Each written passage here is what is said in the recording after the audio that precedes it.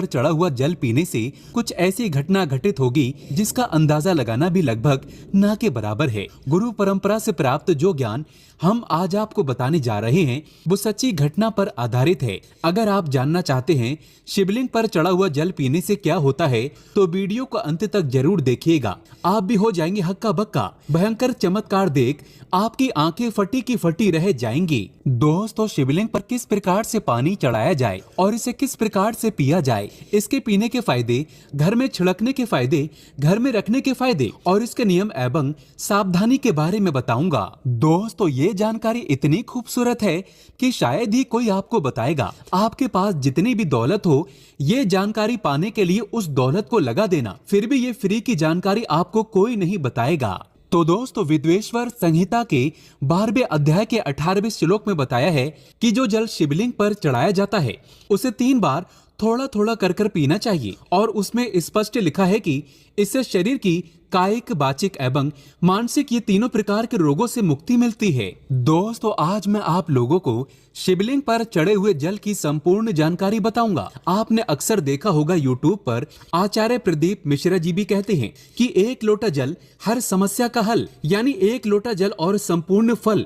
ऐसी कोई समस्या नहीं जो शिवलिंग पर चढ़ा जल न कर सके। शिवलिंग पर चढ़ा जल स्वयं काल को भी रोक सकता है। शिवलिंग पर चढ़ा जल किसी का जीवन आश्चर्यजनक रूप से बदल सकता है और किसी के विनाश को भी रोक सकता है। दोस्तों, विज्ञान में भी जल तत्व को उत्तम तत्व कहा जाता है। इसलिए कई लोग कहते हैं ना कि जल है तो कल है, जल है तो जीवन का आधार है। इसलिए कई लोगों के मुख से ये कहते हुए जरूर सुना होगा कि पानी बहाओ नहीं, पानी बचाओ। तो दोस्तों, भगवान भोलेनाथ को अपने कष्ट निवारण हेतु हम सब इसमें जल चढ़ाते हैं, लेकिन उस जल का प्रसाद लेना ही भूल जाते हैं।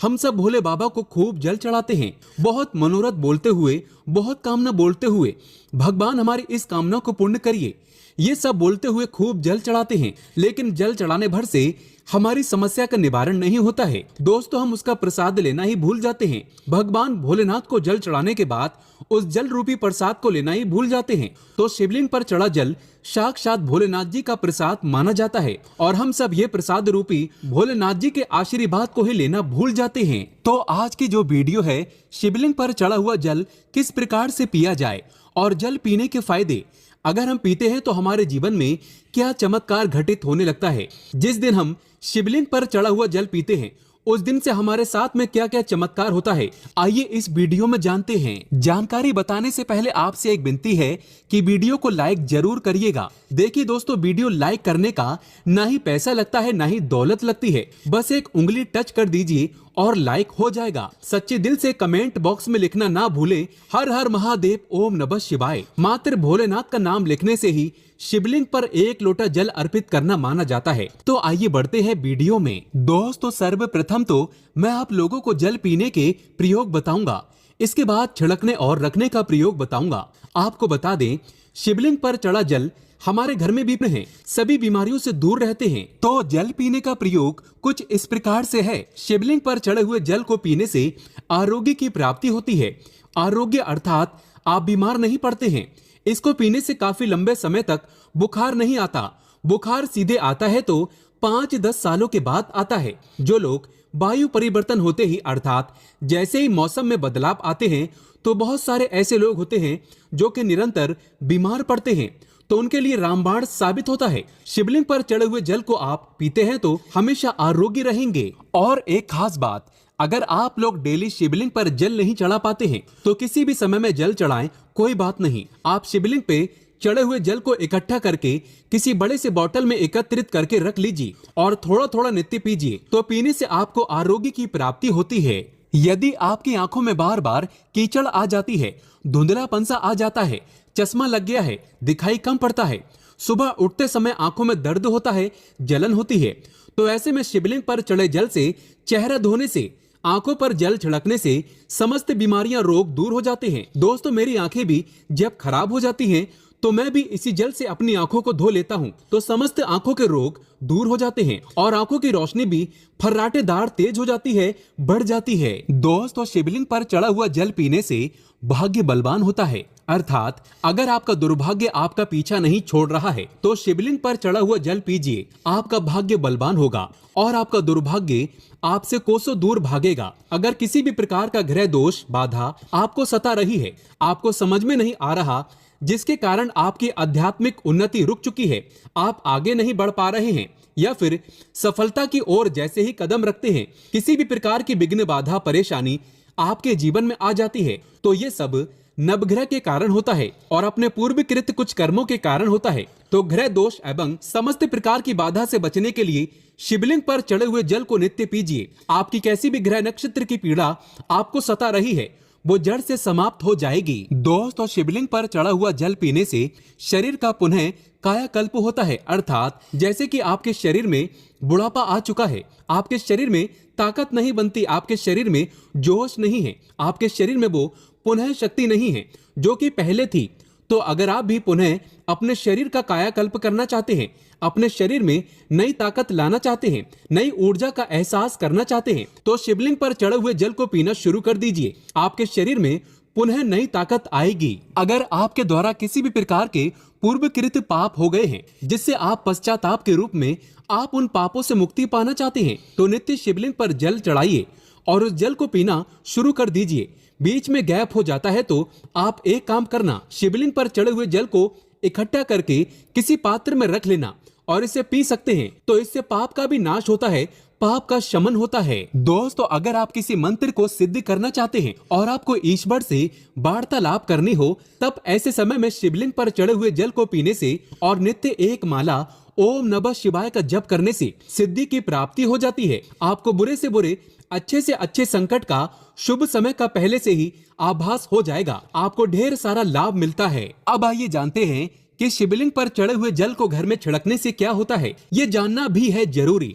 तो शिवलिंग पर चढ़े हुए जल को घर में छिड़कते हैं तो घर से गरीबी, दरिद्रता, दुख, दोष, शोक, इन सब का नाश होता है। लंबे समय से गरीबी से परेशान है, घर में दरिद्रता छोड़ ही नहीं रही है, घर में दुख है, घर में शोक है, इन सब का नाश शिवलिंग पर चढ़े हुए जल को घर में छिड़कने से हो जाता है। दोस्तों, अगर आप चाहते हैं कि आपके घर में स्थायी लक्ष्मी का वास हमेशा बना रहे, तो नित्य पूजा करने के बाद घर में शिवलिंग पर चढ़े हुए जल का पानी जरूर छिड़कें और इसी के साथ आपको धूप का धुआं जरूर दिखाना है, लोबान का धुआं दिखाना है। तो इससे आपके घर में स्थायी लक्ष्मी का वास हमेशा बना रहता है और अन्नपूर्णा का भंडार भरा रहता है। दोस्तों, शिवलिंग पर चढ़े हुए जल का पानी घर में छिड़कने से घर तीर्थ जैसा पवित्र हो जाता है। घर में रहने वाले सभी लोगों का जो आचार होता है, व्यवहार होता है, बहुत ही सुंदर होता है।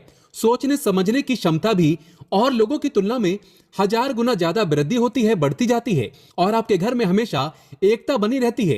किसी भी प्रकार की लड़ाई झगड़ा आपके घर में कभी नहीं होता है। दोस्तों, मैं ईश्वर की सौगंध खाता हूँ, जो लोग जरा सा भी इस्माइल फैमिलीज चैनल पर भरोसा रखते हैं, विश्वास रखते हैं, तो आप नित्य शिवलिंग पर चढ़े हुए पानी का छिड़काव करें। आपके घर का वातावरण पवित्र रहेगा और शिवलिंग पर चढ़ा हुआ पानी जिस घर में छिड़का जाता है वो घर तीर्थ जैसा हो जाता है। उस घर में साक्षात लक्ष्मी नारायण वास करते हैं। समस्त तीर्थ एवं देवी देवता गण वहां पर वास करते हैं और आपके घर में सुख शांति का हमेशा वास बना रहता है। घर का वास्तु दोष समाप्त हो जाता है शिवलिंग पर चढ़े हुए जल को छिड़कने से। यदि अगर आपको लगता है कि आपके घर में धन नहीं रुकता है या फिर आपके घर में नाना प्रकार के भयंकर दोष, पितृदोष, नजर दोष, शनि दोष, काल सर्प दोष, मंगल दोष होना शुरू हो चुके हैं, जैसे अचानक से घर में आग लग जाना, कई प्रकार की ऐसी जो क्रियाएं हैं जो घर में वास्तु दोष लगने के कारण होती हैं, तो घर में जितना जल्दी हो सके, चाहे कुछ भी हो जाए, आग लगे सारे उपायों को, तब आप बिना देरी करे शिवलिंग पर चढ़े हुए जल को छिड़कना शुरू कर दीजिए। घर के सारे वास्तु दोष अपने आप समाप्त हो जाएंगे। दोस्तों, ये सभी दोष घर में तब उत्पन्न होते हैं जब घर में काल का वास हो जाता है और जो महाकाल का भक्त हो तो काल भी उसका क्या करेगा। जिस घर में शिवलिंग पर चढ़ा जल का छिड़काव होता है उस घर से काल भी जाने से थर थर कांपता है, उसमें प्रवेश भी नहीं करता, क्योंकि साक्षात उस घर की रक्षा स्वयं शिव के गण करते हैं। आपके घर की डोर और आपके जीवन की डोर शिव के हाथों में आ जाती है। अब आप बस धन कमाएं और पूजा भक्ति में लग जाएं। आपका बाल बाका भी नहीं होगा, बल्कि आपका कल्याण ही होगा। दोस्तों, यदि घर पर अगर गंदी दृष्टि किसी की लग गई है, गंदी नजर लग गई है, बद्दुआ लग गई है, काला जादू लग गया है, तो आप अभी से अपने घर को बचाना चाहते हैं, अपने घर में करें और एक छोटी सी बोतल में, छोटी सी एक सीसी में शिवलिंग के चढ़े हुए जल को इकट्ठा कर लीजिए और घर के मुख्य द्वार पर लाल कपड़े के माध्यम से बांध करके टांग दीजिए।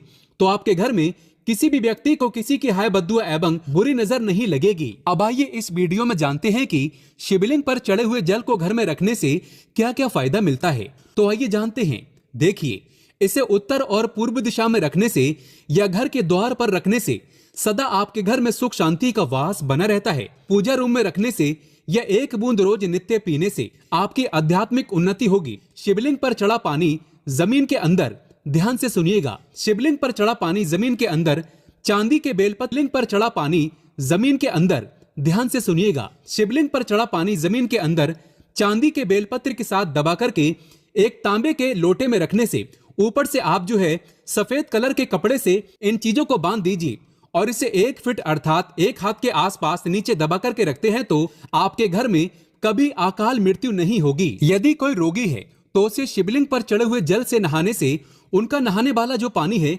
उसमें 2 बूंद डाल करके स्नान कराने से उनको लाभ मिलेगा। कोढ़ भी धीरे धीरे खत्म हो जाएगा। अगर आपकी स्किन से खाल छुटती है तो वो भी ठीक हो जाएगी। उनके रोग जल्दी ठीक हो जाएंगे, वो स्वस्थ हो जाएंगे। आइए इस वीडियो में जानते हैं कि शिवलिंग पर चढ़ा हुआ पानी कैसे इकट्ठा करें। तो शिवलिंग पर पानी डालते समय जलहरी, जिसे हम शिवलिंग का निचला भाग बोलते हैं, जिसे हम योनि भाग भी बोल सकते हैं, तो इसके नीचे जहां पर शिवलिंग के ऊपर में आप जल चढ़ाते हैं उसका जो लास्ट छोर होता है, जिसे हम जलहरी बोलते हैं, तो उसके नीचे में इकट्ठा करना है, एकत्रित करना है और इसे शिवलिंग पर माथा टेकने के बाद ही, भोलेनाथ का स्मरण करने के बाद ही प्रसाद समझ करके इकट्ठा करके रखना है। तो ये होता है जल इकट्ठा करने का नियम। अब आइए कुछ नियम के बारे में जानते हैं। तो इस पानी पर किसी की छाया मत पड़ने देना। इस पानी पर, शिवलिंग पर रखा जो पानी है, इस पर किसी की छाया मत पड़ने देना। इसे हमेशा पूजा कक्ष में ही रखना, नहीं तो इसकी दिव्यता समाप्त होना शुरू हो जाती है। और अपवित्र अवस्था में, जैसे कि माता बहनों को मासिक धर्म होता है, तो अपवित्र अवस्था में महिलाएं इसे ना छुएं, बल्कि आप इसे किसी से मांग करके पी सकते हैं। दोस्तों, कुछ सावधानी भी है जरूरी। यदि आप मांस मछली खाते हैं तो इसे आपको नहीं पीना है। नहा धोकर आप कल के समय कुल्ला आदि करके भगवान शिव से क्षमा मांगने के बाद आप इसे पी सकते हैं। अगर आपको जानकारी अच्छी लगी तो कमेंट बॉक्स में लिखें हर हर महादेव, ओम नमः शिवाय, एक लाइक तो बनता है। दोनों